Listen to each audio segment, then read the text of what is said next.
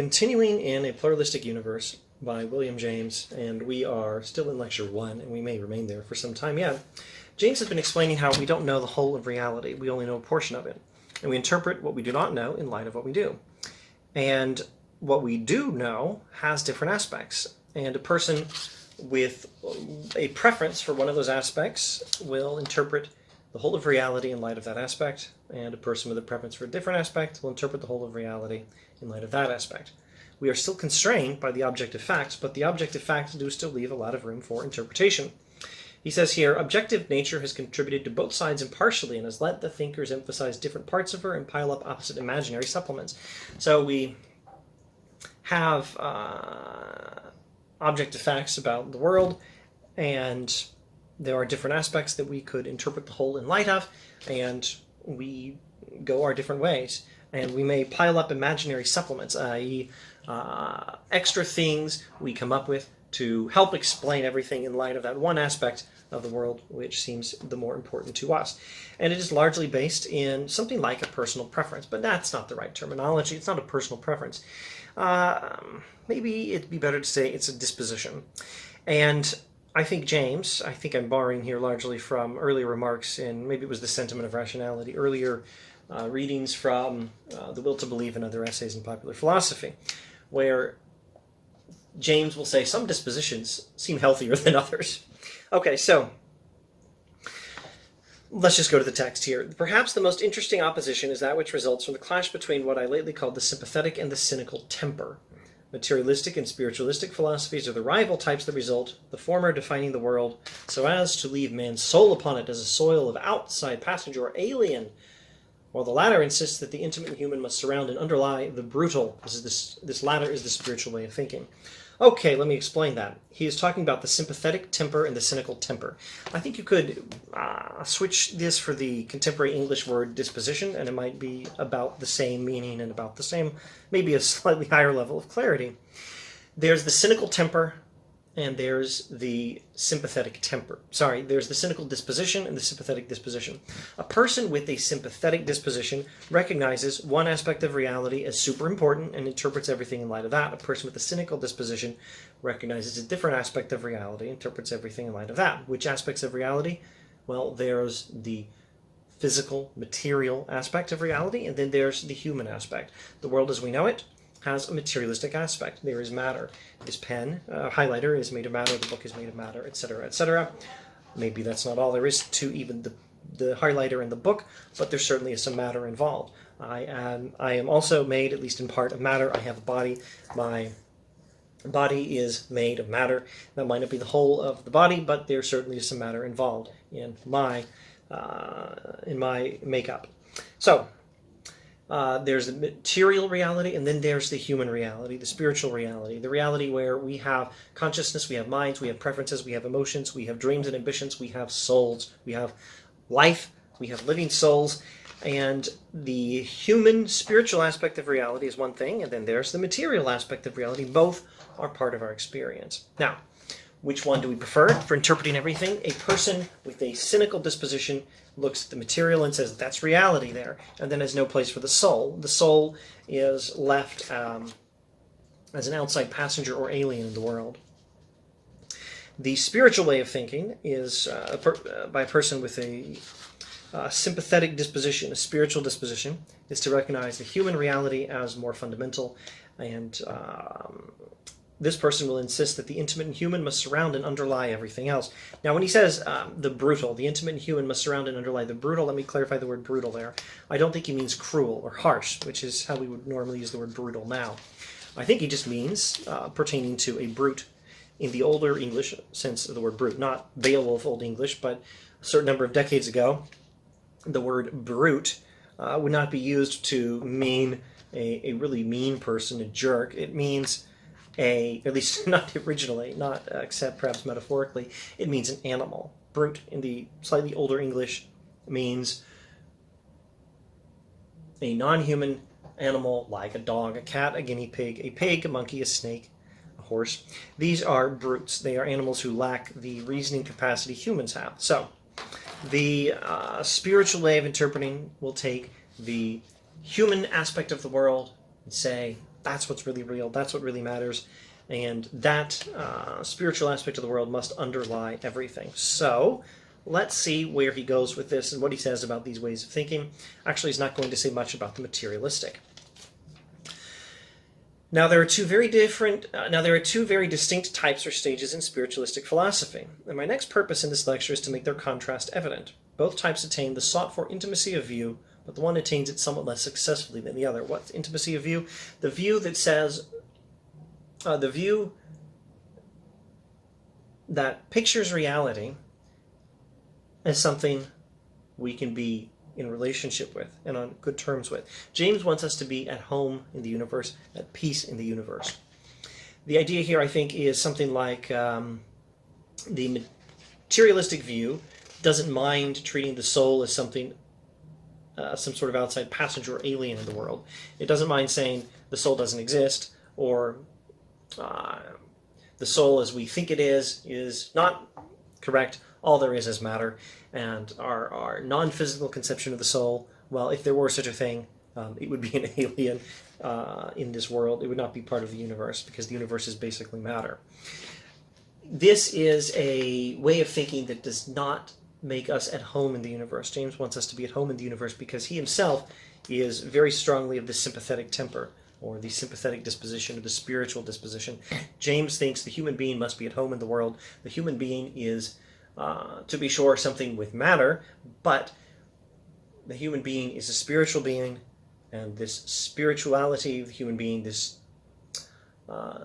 non-physical, mental, and emotional being, that creature ought to be considered to be at home in the world. If possible, we ought to be able to think of the world as the kind of world in which that kind of being belongs.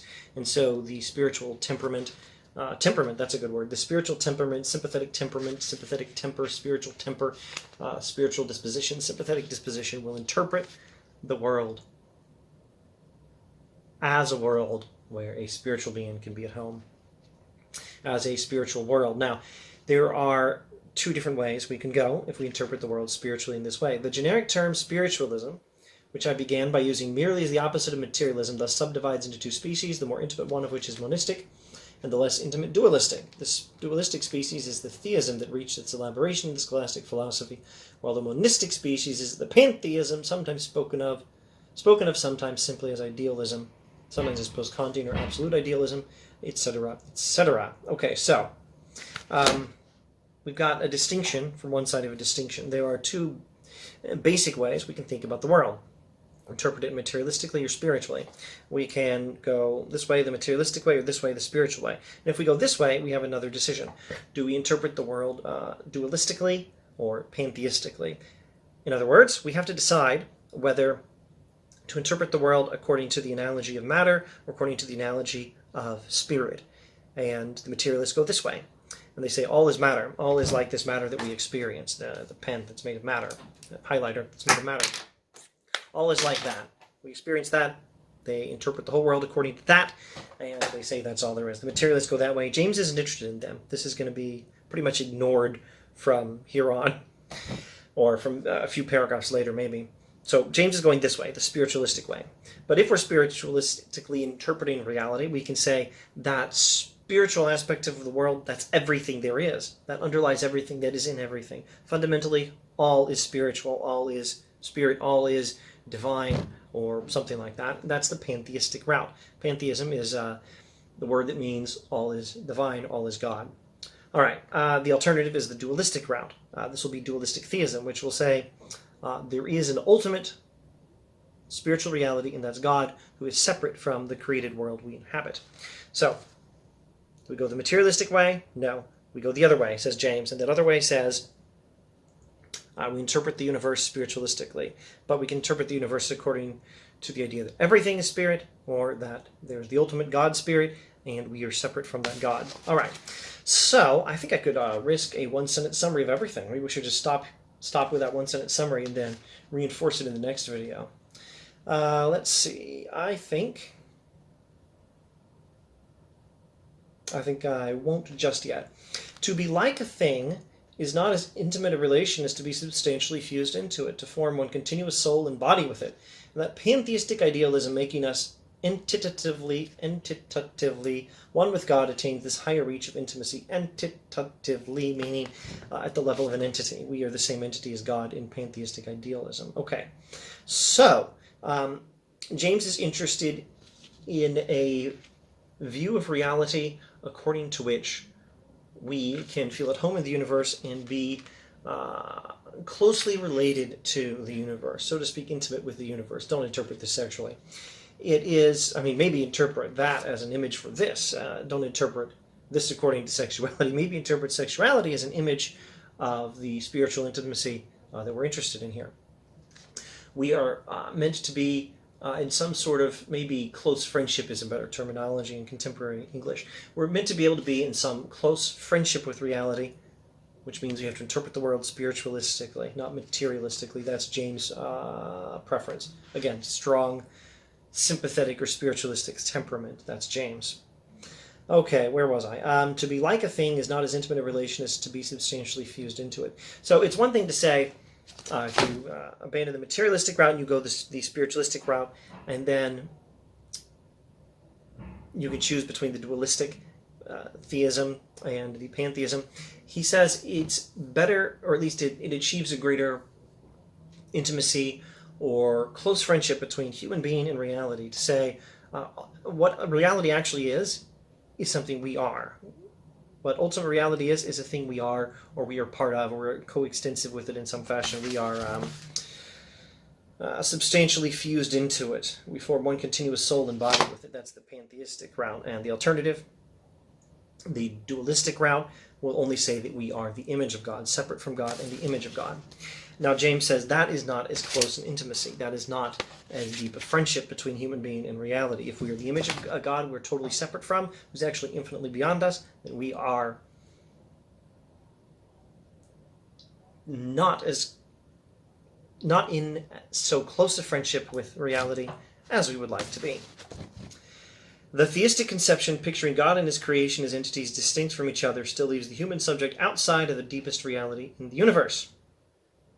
And perhaps I will stop there with one or two summary remarks. I think this is a good place to stop. So, the important need for human beings to feel at home in the universe that James is interested in is not met in this dualistic theism nearly so well as in this pantheism. But wait, don't assume that pantheism is monism. Pantheism means all is divine. So what's going on in this book is, if I may attempt a very early summary of this lecture and a very early summary of the book, bearing in mind that I myself am still learning this material. James is saying we face a series of choices. I think 3 choices is what we're looking at here. 2 we've just talked about, and a 3rd that will come up later in the book. Probably still in lecture 1. 3 choices. 1, do we go the materialistic route, or do we go the spiritualistic route? James opts for the spiritualistic route. 2, do we go with the theistic dualism route? And he's going to say, no, we don't, because that posits us as aliens, strangers in relation to ultimate reality. God is infinitely beyond us. We're an image of God, but also there's no way of closing the gap between the finite human and the infinite God. We are, if you interpret dualistic theism consistently, James says, we are actually foreigners in relation to reality. We're not properly at home in the world. So first decision, do we go the materialistic route or the spiritualistic route? James goes this way. Second decision, do you go the dualistic route or the pantheistic route? James is actually going to go this way. James is some kind of a pantheist. Wow, is that weird? Maybe not. Keep in mind what it means. It means you have to make a 3rd decision. Not the materialistic way, but the spiritualistic way. Not the dualistic theistic way, but the pantheistic way. And then once you get that far, you still have to make a decision. Are you going to be a pantheist like the Hegelians, where all is one reality, or are you going to be a pluralistic pantheist, where all is divine? Yes, divinity infuses the universe. Yes, this spirituality, this spiritness infuses the universe. And we are at home in the universe because all is understood in this philosophy as having a human character. But there's still different things. There's an omnipresence of divinity in this universe. But there are still different beings in the universe. We're not all the same one thing. So James is going to say, choose the spiritual way, choose the pantheistic way, but then also choose the pluralistic pantheism, not the monistic pantheism. Which hand was which, I don't know. Choose the pluralistic pantheism, not the monistic Hegelian pantheism. And of course he's going to argue that the pluralistic pantheism is closer to, is an interpretation of the world closer to the reality we experience. Oh, and don't assume it's completely arbitrary. Now we're constrained by the facts. We have different aspects of the world we can interpret reality according to. And the materialists are, with some rationality, doing just that when they say all is matter. And James is not saying their decision is necessarily logical or rational, but his decision is not either.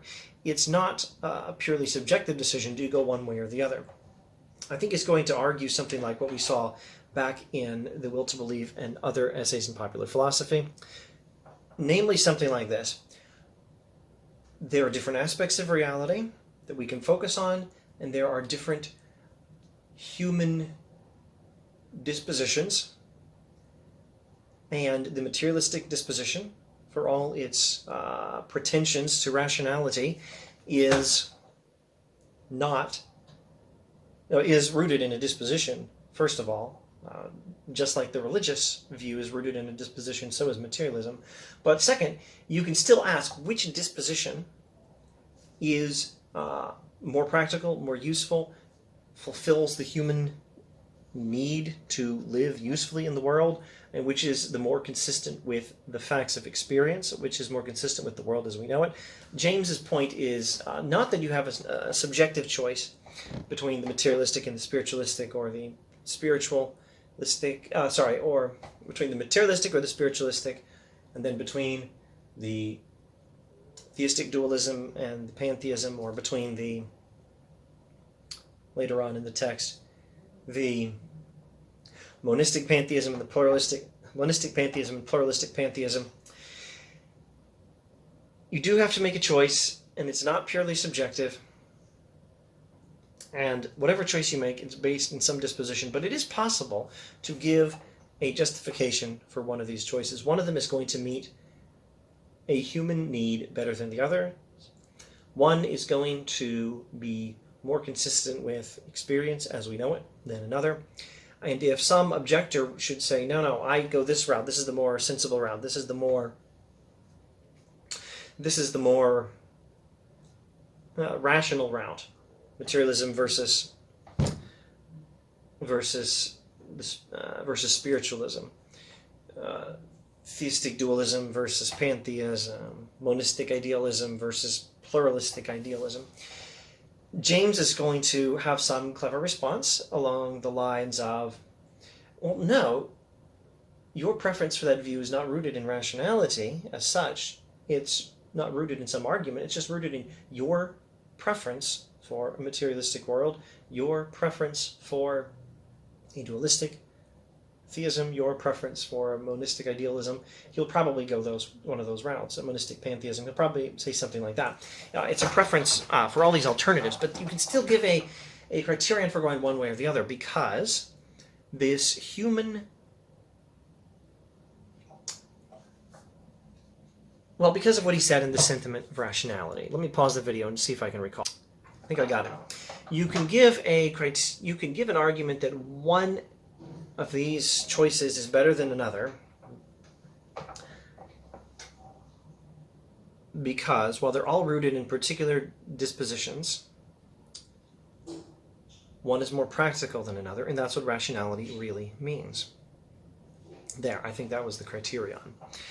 Now, as for whether we're abandoning facts when we go the religious route versus the materialistic route or something else, James is probably going to say, no, there's no pre-existent fact about materialism. There's no pre-existent fact about not believing in anything we can't prove. No, there's just the pre-existent fact that the world as we experience it involves matter. Well, switching to pen from highlighter, the world as we know it, the world as we experience it involves matter, and the human element, which, based on our experiences, appears to be not matter, just as this, based on our experiences, appears to be matter. So you can choose one experience or the other, or possibly both, if you can give a good enough account of soul in terms of matter, or if you can give a good enough account of matter on a spiritualistic interpretation of the universe.